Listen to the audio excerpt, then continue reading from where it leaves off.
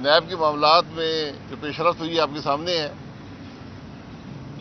Amendment پارلیمان نے کی ہے اور شاید مزید بھی کرے گی. میری آج بھی رائے یہی ہے اور اس کا احساس ملک کی اعلیٰ عدالتوں کو بھی ہونا چاہیے کہ جب تک یہ نیب کا ادارہ رہے گا ملک کے گورنمنٹ کے معاملات نہیں چل سکتے، کیونکہ جو خوف و ہراس آج حکومت کے افسران میں ہے وہ ان کو مکمل طور پر فیصلہ کرنے سے قاصر ہیں، اور اس فیصلہ نہ کرنے سے ملک کا ہزاروں ارب کا نقصان ہو چکا ہے اور ہوتا رہے گا. یہ وہ معاملات ہیں جن کا ہمیں بڑے ٹھنڈے دل سے اور ٹھنڈے دماغ سے سوچنا چاہیے کہ یہ نیب کا ادارہ ہے کیا اور اس نے ملک میں کیا کیا ہے. میرا آج بھی چیلنج ہے، چیئرمین نیب صاحب 8 مہینے ڈیلی ویجز پر کام کر کے گھر چلے گئے ہیں.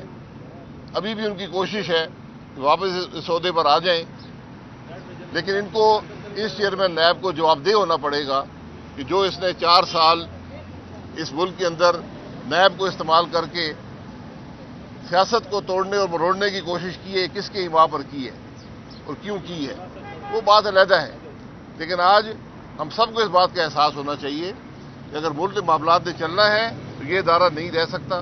یہ ادارہ یہ بتا دے کہ 22 سال کے اندر اس نے کتنے سیاستدانوں کو اس نے جیل میں ڈالا ہے، کتنوں کی حد تک کی ہے اور کتنوں پر کوئی جرم ثابت ہو سکا ہے. یہ حقائق جب عوام کے سامنے آئیں گے تو نیب کی حقیقت بھی عوام کے سامنے آ جائے گی. سوال جی.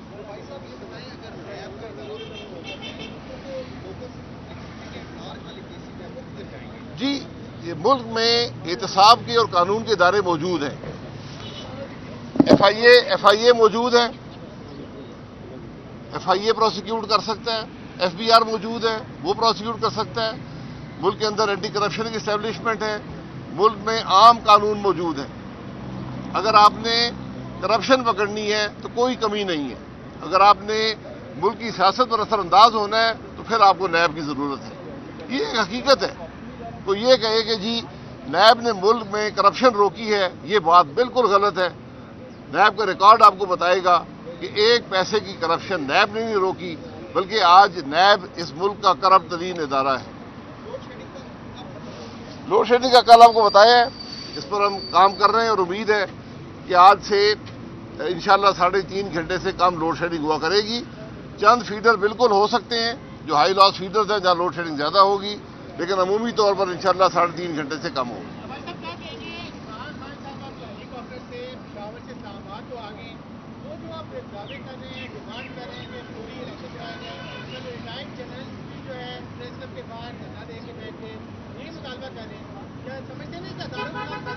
یہ 8 مارچ سے پہلے کہاں تھے جب ملک کی معیشت تباہ ہو رہی تھی، جب ملک کے معاملات تباہ ہو رہے تھے. آج سب کو الیکشن یاد آ گئے. ہم 2 سال سے کہہ رہے ہیں کہ ملک میں الیکشن کرائے جائیں. عمران خان ملک کو تباہ کر رہا ہے. تو آج جو ریٹائرڈ افسران اگر ان کو ہے الیکشن چاہتے ہیں تو پھر انشاءاللہ الیکشن ہو جائیں گے. اکتوبر 2023 میں انشاءاللہ الیکشن ہو جائیں گے. میں آج آپ کو ڈیٹ دے دیتا ہوں.